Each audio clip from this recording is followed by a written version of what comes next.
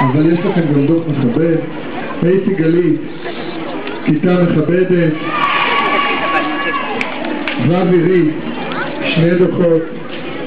וו צפלת, 6 דוחות. וו חמנית, כיתה מכבדת, ויש לכם דוח מכבד. ווו חבצלת, 2 דוחות.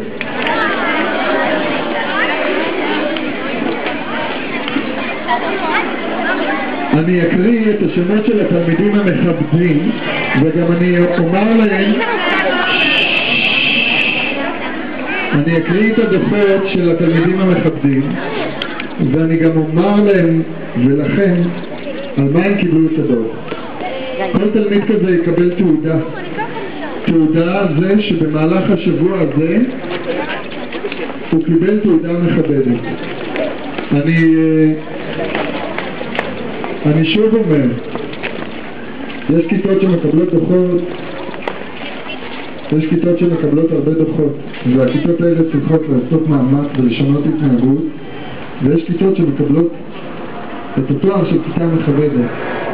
אז תשאפו לזה כי אפשר, ואתם יודעים שאפשר. אני רוצה לקרוא לשחר שליטר מכיתה א'. בואי שחר. שחר מקבלת תעודה היות ויספה פסולת בחצר בית הספר יחד עם חבר לכיתה. מצלמת? כן. הרבה. מה הרבה? בואי אני... חן פרידמן. רון פרידמן. למה זה למעלה? פסולת בחצר בית הספר בהתנדבות יחד עם שחר. תלמיד המכבדים. כל הכבוד, אתם כבר דואגים לסביבה שלנו. ליעד